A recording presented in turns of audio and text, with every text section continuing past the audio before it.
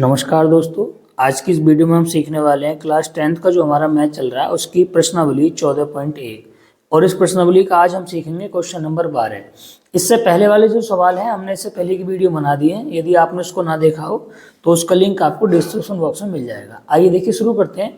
Question number 12 में हमसे क्या कहा जा रहा है कि संयोग के खेल में एक तीर को घुमाया जाता है जो विश्राम में आने के बाद संख्याओं 1, 2, 3, 4, 5, 6 और 8 में से किसी एक संख्या को इंगित करता है।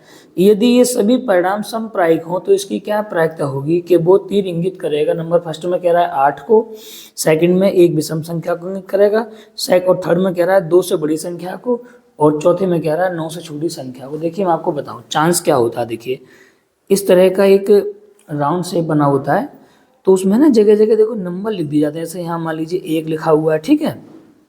यहाँ सपोज करिए 2 लिखा है, यहाँ 3, यहाँ 4, यहाँ 5, यहाँ 6, यहाँ 7 और यहाँ 8। इस तरह से मान लो एक 8 नंबर लिखे हुए हैं और उसमें एक तीर इस तरह से होता है बना हुआ, तो उसको स्पीड से घुमा दिया जाता है। जैसे मान लीजिए ये बॉक्स है, सपोज करो इस तरह। चलो पूरा और डिटेल में समझा दूंगा आपको। ये बॉक्स है मान लो। अब इस तीर को मान लो मैं घुमाऊं इस तरह से तो ये कहीं भी किसी भी बॉक्स में जाकर रुकेगा। इसमें रुक सकता है, इसमें इसमें इसमें, तो जहाँ रुकेगा उसी को इंगित करेगा। भाई इसमें रुकेगा तो 1, इसमें रुकेगा 2, इसमें रुकेगा 3, 4, 5, इस तरह से, है ना।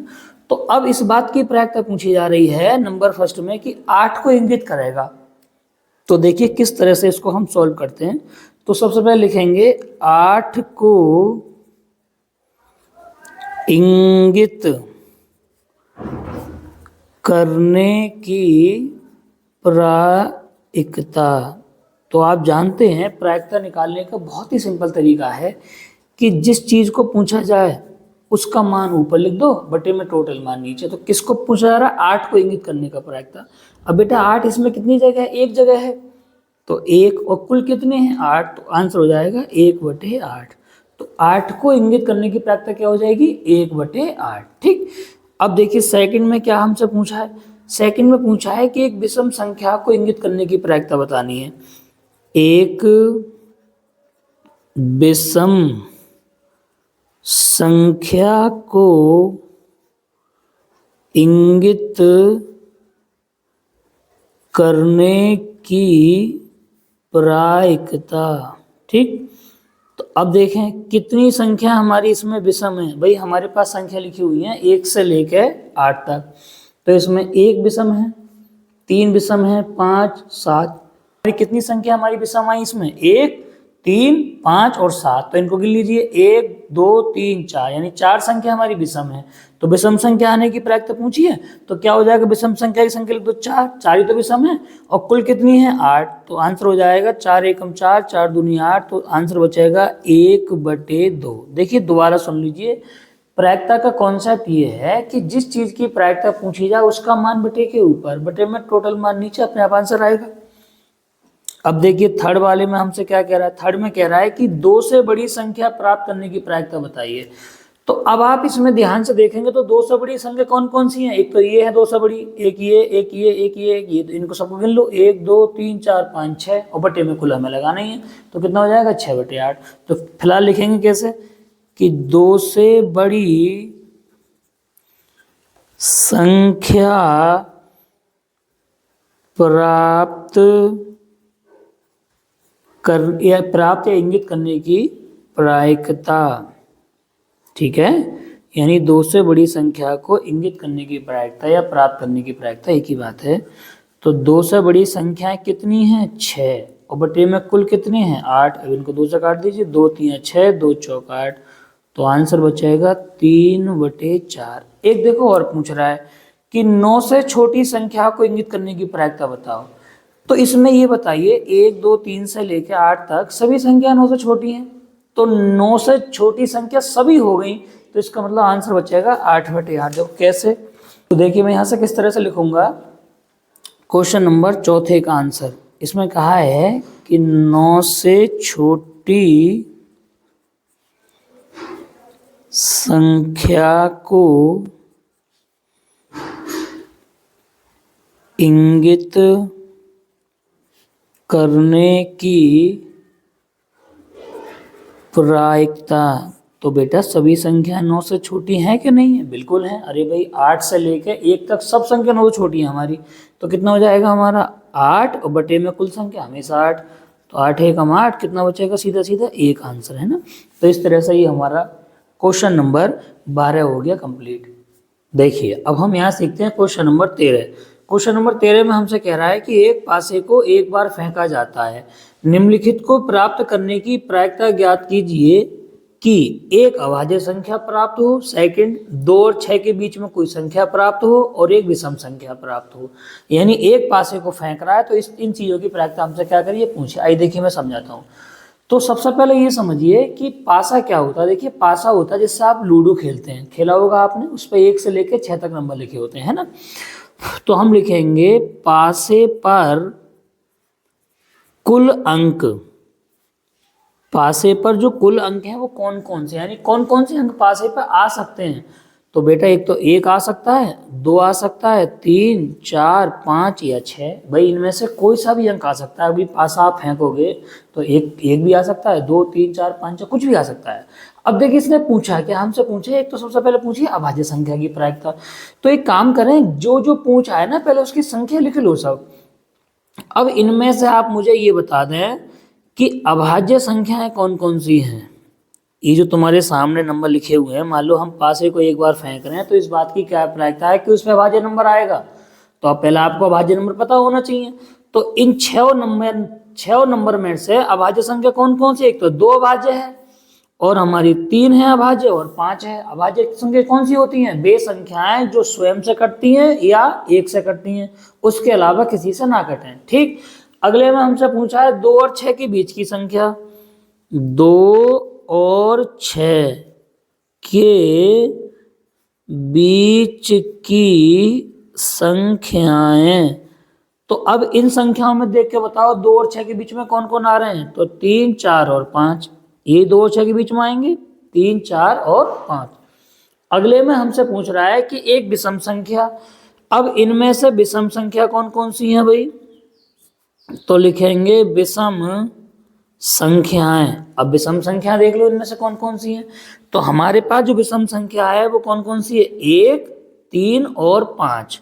तो 1 3 और 5। अब एक एक करके देख लीजिए जो हमसे पूछा है। तो सबसे फर्स्ट में पूछा है कि अभाज्य संख्या प्राप्त होने की प्रायिकता।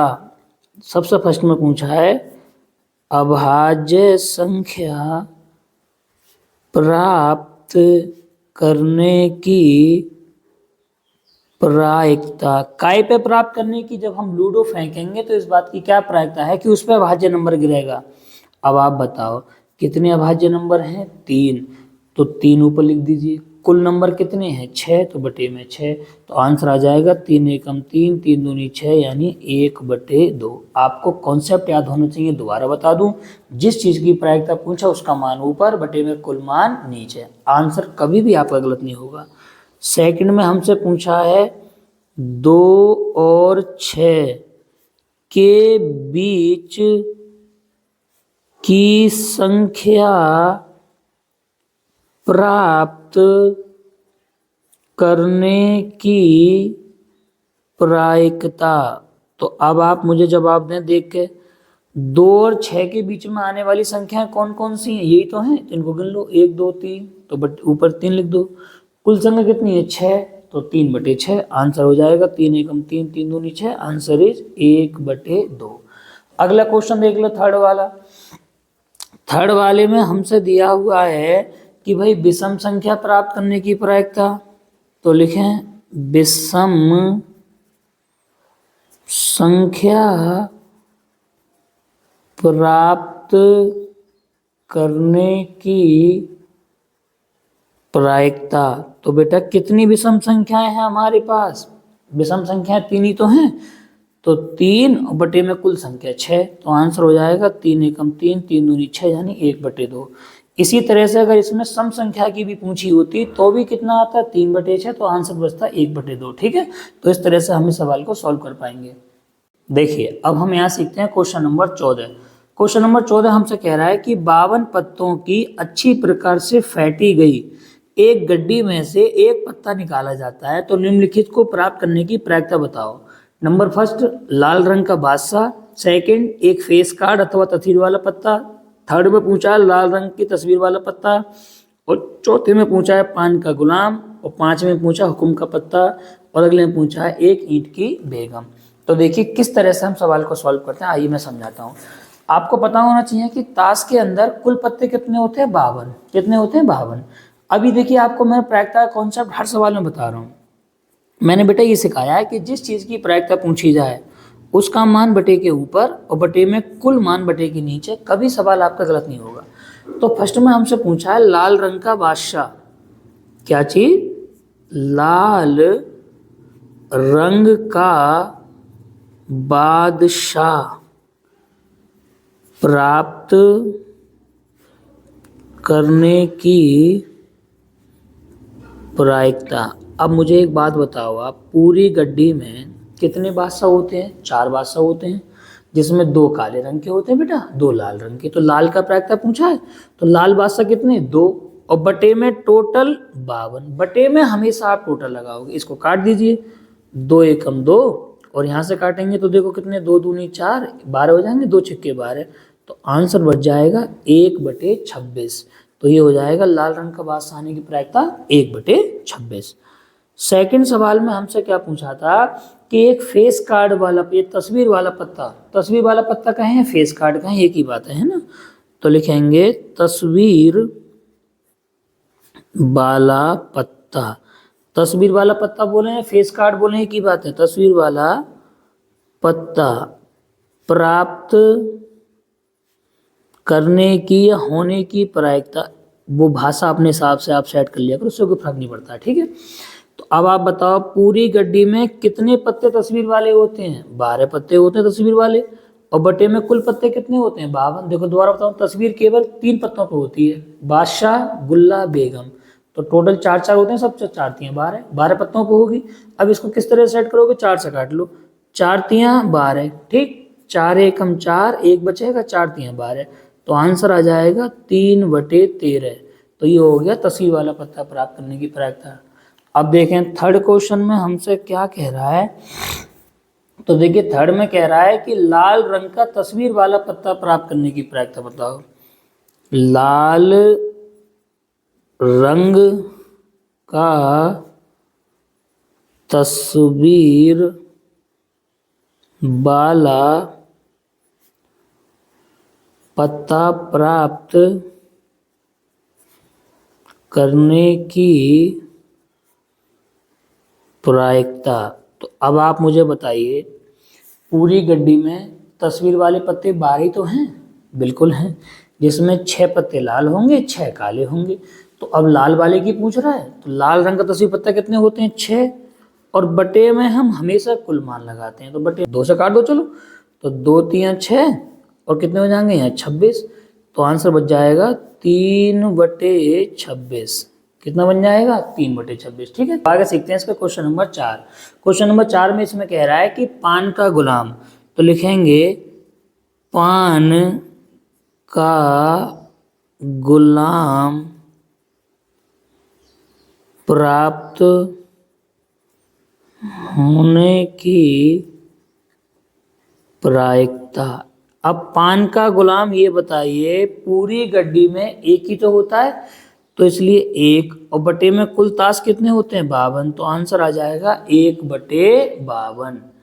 अब अगला देख लें पांचवा हमसे क्वेश्चन कह रहा है ये कि हुक्म का पत्ता, यानी हुक्म का पत्ता प्राप्त होने की प्रायिकता। तो लिखेंगे हुक्म का पत्ता प्राप्त होने की प्रायिकता। तो अब आप मुझे बताइए इस बात की क्या प्रायिकता है कि पत्ता हुक्म का प्राप्त होना चाहिए पूरी गड्डी में से। तो हुक्म के पत्ते कितने होते हैं, टोटल 13 पत्ते तो होते हैं। तो 13 और बटे में कितने, 52, 13 से काट दो, 13 एकम 13, 13 चौके 52। तो आंसर बच जाएगा 1/4। एक क्वेश्चन और हमसे इसमें लास्ट में पूछा है कि ईंट की बेगम प्राप्त होने की प्रायिकता। तो देखिए किस तरह से सॉल्व कर लेंगे आगे। लास्ट क्वेश्चन हमारा है, तो लिखेंगे क्वेश्चन नंबर कौन सा, 6। तो क्या है इसमें कि ईंट की ईंट की बेगम प्राप्त होने की प्रायिकता। ईंट की बेगम प्राप्त होने की प्रायिकता। तो इस बात की प्रायिकता बताओ कि वो ईंट की बेगम प्राप्त होनी चाहिए। अब पूरी गड्डी में ईंट की बेगम कितनी होती हैं? एक ही तो होती है, और बटे में कुल मान लगाते हैं तो आंसर हो जाएगा 1/52। तो इस तरह से ये पूरा क्वेश्चन हमारा हो जाएगा कंप्लीट। देखिए अब हम सीखते हैं क्वेश्चन नंबर 15। क्वेश्चन नंबर 15 कह रहा है कि ताश के 5 पत्ते, एक उसमें कौन कौन से पत्ते हैं? ईंट का धैला है, एक ईंट का गुलाम है, बेगम है, बादशाह है और इक्का को पलटकर एक अच्छी तरह से फेंट दिया जाता है। फिर इसमें से एक पत्ता यदृच्छा निकाला जाता है। यदृच्छा माने अचानक से कोई से एक पत्ता निकालना है। तो नंबर फर्स्ट में कह रहा है इसकी क्या प्रायिकता है कि ये पत्ता बेगम है, और सेकंड में कह रहा है यदि बेगम निकल आती है तो उसे अलग रख दिया जाता है। अलग रख देंगे तो एक पत्ता कम हो जाएगा, और एक अन्य पत्ता निकाला जाता है। इसकी क्या प्रायिकता है कि दूसरा पत्ता इक्का है या एक बेगम है। तो देखिए किस तरह से सॉल्व करेंगे। अच्छा क्वेश्चन इसने दिया है आपकी बार। इसमें आपकी बार क्या करा है, इसने ताश की पूरी गड्डी नहीं ली है, केवल 5 पत्ते लिए हैं। और इसमें 5 पत्ते कौन कौन से हैं? तो देखिए सबसे पहले तो लिखेंगे कुल पत्ते कितने हैं आपकी बार? 5। और कौन कौन से 5 पत्ते हैं उसमें बताया भी है। एक है हमारे पास ईंट का दहला, एक है गुलाम। तो चलो मैं यहाँ पे लिख दे रहा हूँ, एक है दहला, ठीक, एक है ईंट का गुलाम, ये सब ईंट के हैं, ठीक है। और कौन सा है? एक है बेगम, एक है बादशाह और एक है इक्का। कितने पत्ते हैं टोटल? 5। काय के? ईंट के। एक दहला, एक गुलाम, एक बेगम, एक बादशाह और एक इक्का। अब नंबर फर्स्ट में कह रहा है कि इन्हीं में से एक पत्ता निकालना है हमको, और वो निकलने वाला पत्ता क्या हो? बेगम हो। तो लिखो बेगम निकलने की प्रायिकता। क्या निकलने की प्रायिकता? बेगम। बेगम निकलने की प्रायिकता। तो अब आप बताओ देख के इसमें पूरे पत्तों में कितनी बेगम है? एक ही तो है, तो एक ऊपर लिख दो। कुल पत्ते कितने हैं? 5। तो आंसर आ जाएगा 1/5। अब आ जाइए सेकंड सवाल पे। तो सेकंड में 2 हिस्से कर रखे हैं, ए और बी। तो इसमें कह रहा है कि यदि मान लो बेगम निकली आए पहली दफे में, अब जब बेगम निकल गई तो बेगम को हमने अलग कर दिया, तो बेगम को अलग कर देंगे तो कुल कितने पत्ते बचेंगे? अब 4। तो अब उन चारों में से तो गेम होगा, बिल्कुल होगा। तो 4 पत्तों में से अब क्या पूछ रहा है? तो ए में पूछ रहा है इक्का निकलने की प्रायिकता। क्या निकलने की प्रायिकता? इक्का निकलने की प्रायिकता। तो अब आप बताओ कितने इक्का है हमारे पास? 1। और कुल पत्ता कितने रह गए? अब 4, क्योंकि बेगम तो हमने हटा के अलग कर दी। तो आंसर हो जाएगा 1/4। अब सेकंड में क्या कह रहा है बी वाले में, इसके 11वें के बी में, कि भैया बेगम निकलने की प्रायिकता बताओ। किसकी प्रायिकता? बेगम। बेगम निकलने की प्रायिकता। तो एक बात बताओ बेटा, बेगम अब हमने पहले ही निकाल ली और बेगम ही अलग हो गई, तो अब क्या उसमें बेगम बची? तो बेगम नहीं बची तो कितनी? 0। बेगम है ही नहीं, बटे में कुल कितने? 4। तो 0/4 का मान कितना आएगा? 0। तो इस तरह से निकाल देंगे आंसर। अब हम सीखते हैं ऐसे क्वेश्चन नंबर 16। तो क्वेश्चन नंबर 16 में कह रहा है किसी कारण 12 पेन 132 अच्छे पेनों में मिल गए। यानी 12 पेन जो हैं खराब हैं और 132 पेन कितने अच्छे, वो किसी वजह से मिल गए धोखे से। केवल यह देखकर नहीं बताया जा सकता कि पेन खराब है या अच्छा है। भाई देखकर थोड़ी ना बता लोगे, चलाने का पता चलेगा अच्छा है खराब है। इस मिश्रण में से एक पेन यदृच्छा निकाला जाता है, तो निकाले गए पेन की अच्छा होने की प्रायिकता बताइए। यानी अच्छा पेन निकलने की प्रायिकता पूछ रहा है कुल मिलाकर। तो देखिए सबसे पहले हम लिखेंगे कैसे कि हमें क्या क्या चीज़ यहाँ पे दे रखी है। तो सबसे पहले हम लिखेंगे कि हमारे पास खराब पेन कितने हैं। तो बेटे खराब पेन हमें दे रखे हैं उसमें 12, ठीक। अब उसमें से अच्छे पेन कितने हैं? तो अच्छे पेन हैं 132। अब ये दोनों जब मिल गए तो कुल पेन कितने हो गए हमारे पास? तो कुल पेन दोनों को जोड़ लो, 12 132 हो जाएंगे 144, ठीक। अब इसलिए हमसे ये पूछी है कि अच्छा पेन निकलने की प्रायिकता बताओ। तो इसलिए अच्छा पेन, बेटा नहीं समझे माई बात, जैसे मान लो दोनों पेन ही मिल गए और पूरा ढेर बन गया 144 का, इसमें अच्छे भी हैं खराब भी हैं, उसमें से हम एक पेन निकालना है। तो इस बात की क्या प्रायिकता है कि जो पेन निकल के बाहर आएगा वो अच्छा पेन होगा। तो अच्छा पेन निकलने की प्रायिकता, तो अच्छा पेन निकलने की प्रायिकता क्या हो जाएगी, अच्छे पेन हैं कितने 132 और बटे में कुल कितने 144। ये ध्यान रखना, जिसकी भी प्रायिकता पूछे उसका मान ऊपर बटे में टोटल मान नीचे। इसको डायरेक्ट 12 से काट दो, 12 एकम 12, एक बचेगा, फिर 12 हो जाएंगे, 12 एकम 12, 12 एकम 12, दो बचेंगे, 12 दूनी 24, तो आंसर बच जाएगा 11 बटे 12 और ये हो जाएगा हमारा आंसर। अब हम यहाँ सीखते हैं क्वेश्चन नंबर 17। क्वेश्चन नंबर 17 में देखिए हमसे कह रहा है कि 20 बल्बों के एक समूह में 4 बल्ब खराब हैं।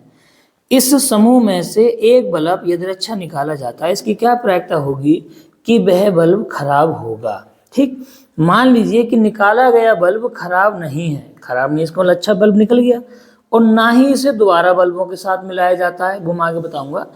अब शेष बल्बों में से एक बल्ब फिर निकाला गया है, तो इसकी क्या प्रायिकता है कि वह बल्ब खराब नहीं होगा। खराब नहीं होगा इसका मतलब क्या होगा, अच्छा होगा। तो सबसे पहले क्या करें आप, जो चीज़ हमें पता है ना उसको पहले आराम से नोट कर लेते हैं एक जगह, है ना। तो देखिए हमें यहाँ से क्या क्या चीज़ दे रखी है, पहले एक एक करके नोट करेंगे। तो सबसे पहले हमें दिए हैं इसने कुल बल्ब, तो हम लिखेंगे कुल बल्ब। तो बेटे कुल बल्ब हमारे पास कितने हैं 20 हैं। ठीक, इसमें से जो खराब बल्ब हैं वो 4 हैं।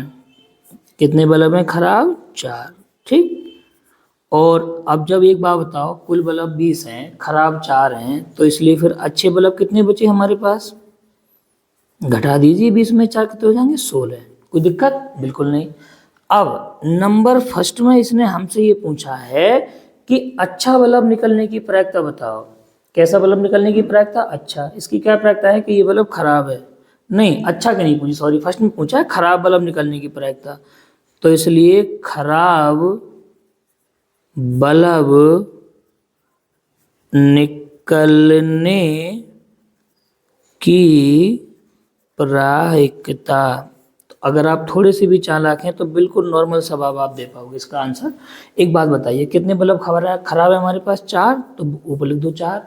कुल बल्ब कितने हैं 20, तो बटे में 20, 4 एकम 4, 4 पंजे 20, तो आंसर आ जाएगा 1 बटे 5। ठीक, अब देखें सेकंड में जो हमसे पूछा गया है वो ये पूछा गया है कि मान लो निकाला गया बल्ब खराब नहीं था, तो बेटा खराब नहीं था इसका मतलब अच्छा बल्ब निकल के बाहर आ गया, बिल्कुल आ गया अच्छा बल्ब। तो अब इस बात की प्रायिकता बताओ कि उसमें से दोबारा जो हम निकालें कि वो बल्ब क्या ना हो, खराब ना हो, यानी अच्छा हो इसका मतलब। तो लिखेंगे खराब बल्ब ना निकलने की प्रायिकता, ना निकलने की प्रायिकता। उसने यूं कहा है ऐसा बल्ब निकालो जो खराब ना हो, तो खराब ना हो इसका मतलब कैसा बल्ब मांग रहा है वो अच्छा। अब एक बल्ब पहले ही निकल के बाहर आ गया हमारा, तो कितने बच गए, अब 16 तो रह गए अच्छे बल्ब। भाई वो कह रहा है कि जो पहला बल्ब निकला था वो खराब नहीं था, तो खराब नहीं था तो कैसा था, अच्छा था, इसका मतलब अच्छा बल्ब एक कम हो गया।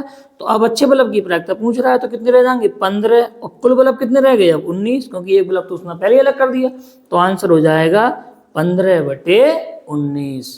देखिए अब हम यहाँ सीखते हैं इसका क्वेश्चन नंबर 18। और क्वेश्चन नंबर 18 में हमसे कह रहा है कि एक पेटी में 90 डिस्क हैं। डिस्क जानते हो, कोई भी गोल चीज ना डिस्क कहते हैं। जैसे मान लो हमारे घर में तस्तरी होती है या मान लो प्लेट वगैरह जो होती है वो इस तरीके की, मतलब कोई भी चीज़ अगर गोल गोल है तो उसको डिस्क कहा जाता है। ठीक है, तो 90 डिस्क हैं जिन पर 1 से लेकर 90 तक की संख्या अंकित है, मानी लिखी हुई हैं। यदि इस पेटी में से एक डिस्क यदि अच्छा निकाली जाती है तो इसकी प्रायिकता ज्ञात कीजिए कि इस डिस्क पर अंकित संख्या 2 अंकों की एक संख्या होगी, सेकंड में कह रहा है कि पूर्ण वर्ग संख्या होगी, और थर्ड में कह रहा है कि 5 से विभाज्य एक संख्या होगी। तो आइए देखिए किस तरह से इसको सॉल्व करेंगे। अच्छा क्वेश्चन है ये, बढ़िया करके देखो, हम इसको सीखते हैं, बढ़िया ठीक से देखिए ध्यान से। तो सबसे पहले लिखे हैं कि जो डिस्क पर अंकित संख्याएं वो कौन सी हैं। तो लिखेंगे डिस्कों पर, बहुत सारी डिस्क हैं, 90 हैं, अंकित संख्याएं, अंकित मानी लिखी हुई संख्याएं। तो डिस्क पे जो संख्याएं लिखी हुई हैं वो कहाँ से लिखी हुई हैं? 1 2 3 4 5, उसके बाद 6, फिर 7, अप टू डेट डैश कहाँ तक? 90 तक संख्या लिखी हुई हैं। इस तरह से 1 से लेके 90 तक आगे आगे। अब एक काम करो, जिस चीज़ की प्रायिकता हमसे पूछी जा रही है ना, उसका मान पहले निकाल कर तैयार कर लो। तो फर्स्ट में हमसे पूछा जा रहा है 2 अंकों की संख्या। तो अब एक बात जब का जवाब दो मुझे, इसमें से कितनी संख्या ऐसी हैं जिसमें डबल अंक है? देखो, 1 में सिंगल अंक है, 2 में सिंगल अंक है, 4 में, 5 में, 6 में, 7 में, 8 में, 9 में। 9 तक सिंगल अंक चलेगा। जैसे ही आएगा 10, उसमें तुरंत कितने अंक हो जाएंगे? डबल अंक हो जाएंगे। ठीक है, तो फिलहाल ये लिख दो कि डबल अंकों की कुल संख्याएं। अब कुल संख्या से मतलब है हमें 1 से लेकर 90 तक देखनी है बस। तो 1 से 90 तक डबल अंकों की संख्या कितनी बैठेंगी? कौन कौन सी बैठेंगी भाई? डबल अंक 10 से स्टार्ट हो जाएगा। 10, 11, 12, 13, और ये कहाँ तक चलेगा? 90 तक। बिल्कुल सही है। अच्छा, सेकंड में हमसे क्या कह रहा है? सेकंड में हमसे कह रहा है कि एक पूर्ण वर्ग संख्या होनी चाहिए। अब आप कहोगे सर पूर्ण वर्ग संख्या क्या होती है? देखो, ऐसी संख्या जिसका पूरा पूरा रूट का मान बन जाए। जैसे 1, और जैसे 4, तो 4 का हो जाता है 2, 9 का हो जाता है 3, 16 का हो जाता है 4, 25 का हो जाता है 5, 36 का 6, इस तरह से, है ना। तो देखिए किस तरीके से, तो हम लिखेंगे पूर्ण वर्ग संख्याएं। तो इनमें से कौन कौन सी संख्या पूर्ण वर्ग बैठेंगी 1 से लेकर 90 तक? देखो, एक तो 1 बैठेगा, उसके बाद 4, उसके बाद 9, उसके बाद 16, उसके बाद 25, उसके बाद 36। नहीं समझ में आ रहा है? जिनके रूट के मान बन जाए, अंडर 36 का मान 6 हो जाता है, अंडर 25 का मान 5 हो जाता है, 16 का, इस तरह से, है ना। उसके बाद क्या आएगा? 49, और 49 के बाद आएगा तुम्हारा 64, 64 के बाद आएगा 81, 81 के बाद आएगा 100। लेकिन 100 हमको लेना नहीं है, क्योंकि हमें तो केवल 1 से लेकर 90 तक ही लेनी है। ठीक है, तो इनको देख लो कितनी बनी जी। 1 2 3 4 5 6 7 8 9, वो बात की बात है, सवाल करेंगे तो फिलहाल हम संख्याएं नोट कर ले रहे हैं। अच्छा, थर्ड में हमसे क्या पूछा है? थर्ड में हमसे पूछा है कि 5 से विभाज्य वाली संख्याएं, 5 से विभाज्य संख्याएं। अब तुम कहोगे सर 5 से विभाज्य मतलब जो 5 से कट सकती हैं, यानी 1 से लेकर 90 तक कौन कौन सी संख्या ऐसी हैं जो 5 से विभाजित हैं? तो देखो कौन कौन संख्या 5 से विभाजित होंगी। तो एक तो 5 होगी खुद, उसके बाद आएगी 10, उसके बाद आएगी 15, उसके बाद आएगी 20, फिर 25, फिर 30, फिर 35, और उसके बाद 40, 45, 50, 55, 60, 65, 70, और 75, और 80, और 85, और 90। तो 1 से लेकर 90 तक यही संख्या होंगी जो कैसे होंगी? 5 से विभाजित। अब आपके सामने प्रॉपर जानकारी पूरे सवाल की इकट्ठी हो गई। अब देखिए आंसर करते कैसे हैं। तो अब उसमें यही तो कहा गया है कि इन 90 की 90 डिस्कों में से एक डिस्क निकालनी है। तो फर्स्ट में ये पूछ रहा है कि इस बात की क्या प्रायिकता होगी कि जो डिस्क निकलेगी उस पे केवल और केवल क्या लिखा होगा? कोई डबल अंक की संख्या लिखी होगी। तो लिखेंगे, अब देखिए आंसर कैसे लिखेंगे। तो मैं लिखूंगा डबल अंक वाली डिस्क प्राप्त होने की प्रायिकता। तो अब आप खूब सोच कर देखें कि डबल अंक वाली कुल संख्याएं कितनी हैं। तो आप देखिए, चाहे तो इनको गिन भी सकते हैं। तो डबल अंक वाली संख्या देखो जी तो थी 10, 11, 12 से लेकर कहाँ तक? 90 तक। जब तुम इन्हें 10 से लेकर 90 तक गिनोगे ना, तो ये बैठेंगी बेटा 81। तो 81/90। तुम कहोगे सर कैसे, देखो वैसे भी समझ लो। अरे भाई 1 से लेके 9 तक की तो सिंगल संख्या है, तो 9 संख्या हटा दो, तो 90 में से 9 हटाओ, 81 बचेंगे नहीं बचेंगे, बटे में तो कुल लगाते हैं हमेशा हम। तो कितने बन जाएंगे, 9 से काट दो, 9 ने 81, 9 धाई 90, तो आंसर आ जाएगा 9/10। ये हो गया फर्स्ट का आंसर। अच्छा सेकंड में क्या पूछा है, सेकंड में पूछा है पूर्ण वर्ग संख्या प्राप्त करने की प्रायिकता। तो लिखेंगे पूर्ण वर्ग संख्या वाली डिस्क, पूर्ण वर्ग संख्या वाली डिस्क प्राप्त होने की प्रायिकता। तो बेटा पूर्ण वर्ग संख्या वाली डिस्क देखो कौन कौन सी हैं, केवल जी हैं, 1 2 3 4 5 6 7 8 9, 9 ही तो बैठी। तो कितना लिखेंगे 9, और बटे में कितना आ जाएगा 10, वो सॉरी बटे में तो हमेशा कितना आएगा 90 आएगा। देखो जिसकी भी प्रायिकता पूछे उसका मान बटे के ऊपर, बटे में कुल मान नीचे। अब हमसे कही कि पूर्ण वर्ग संख्या वाली डिस्क बताओ, तो बेटा पूर्ण वर्ग कितनी संख्याओं पे है, 9 ही संख्या तो बननी है पूर्ण वर्ग वाली, और बटे में कुल संख्या हमारी 90 है, तो बस 9/90, 9 एकम 9, 9 धाई 90, आंसर आ जाएगा 1/10। अगले में देखो थर्ड में क्या पूछा है, तो थर्ड में हमसे पूछा गया है कि ऐसी डिस्क प्राप्त करने की प्रायिकता बताओ जो 5 से विभाजित हो।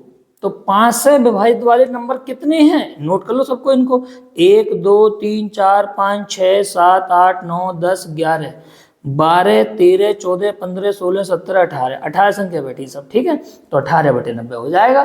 कैसे लिखेंगे भाषा, तो लिखेंगे 5 से विभाज्य संख्या वाली डिस्क, संख्या वाली डिस्क प्राप्त होने की प्रायिकता। तो क्या डिस्क 5 से विभाजित वाली संख्या वाली डिस्क कितनी है भाई टोटल हमारी, इसमें अगर आप टोटल देखोगे तो कितनी बैठी हमारी 18, कितनी बैठी 18, और बटे में हम हमेशा कितना लगा रहे हैं 90, हम बटे में हमेशा लगा रहे हैं, क्यों, क्योंकि बटे में टोटल लगाते हैं। तो काट दो इनको, 18 एकम 18, 18 पंजे 90, तो आंसर आ जाएगा 1/5। तो ये हो जाएगा हमारे इस क्वेश्चन का पूरा आंसर कंप्लीट। देखिए अब हम यहाँ सीखते हैं क्वेश्चन नंबर 19। क्वेश्चन नंबर 19 कह रहा है कि एक बच्चे के पास एक ऐसा पासा है जिसके फलकों पर निम्नलिखित अक्षर अंकित हैं, कौन कौन से, A B C D E और A। वैसे असली वाला जो पासा होता है उस पर इस तरह से नहीं होते, उस पर नंबर लिखे होते हैं 1 2 3 4 5 6, पासा नहीं जानते जिससे लूडो खेलते हैं, लेकिन कोई विशेष प्रकार का पासा इन्होंने बनाया जिसपे एक तरफ A है, एक तरफ B, एक तरफ C D E और एक तरफ A। तो अब कह रहा है इस पासे को एक बार फेंका जाता है तो इस बात की प्रायिकता बताओ कि नंबर फर्स्ट A प्राप्त हो और नंबर सेकंड में D प्राप्त हो। तो बहुत ही सिंपल सवाल है ये, तो बिल्कुल नॉर्मल सा क्वेश्चन है। तो देखिए मान लीजिए कोई पासा इस तरह से है, उस पर A B C D और A लिखा हुआ है, तो फर्स्ट में क्या कहा है इसने, A प्राप्त होने की प्रायिकता। अब आप खुद बताइए A कितनी जगह है इस पासे में, तो 2 जगह है, तो 2 बटे में कुल कितनी है 6, तो आंसर हो जाएगा 2 एकम 2, 2 3 6 यानी 1/3। बात समझ में आ गई, जिसकी प्रायिकता पूछे उसका मान बटे के ऊपर, बटे में कुल मान बटे के नीचे। अच्छा सेकंड में क्या पूछा है, तो बेटा हमसे सेकंड में पूछा है कि D प्राप्त होने की प्रायिकता, D प्राप्त होने की प्रायिकता। अब आप इसमें से देख के बताएं कि D कितनी जगह है, तो D एक ही जगह तो है यहाँ पे, तो आंसर हो जाएगा 1 और बटे में कुल कितने हैं 6, तो आंसर हो जाएगा 1/6। तो इस तरह से ही हमारा पूरा क्वेश्चन हो गया कंप्लीट। अब देखिए यहाँ से आगे की जो क्वेश्चन बचे हैं ना वो हम अगली वीडियो में सीखते हैं, क्योंकि वीडियो फिर बहुत ज़्यादा लंबी हो जाती है। तो फिलहाल इस वीडियो में इतना रहने देते हैं, मिलते हैं किसी अगली वीडियो में, तब तक के लिए नमस्कार।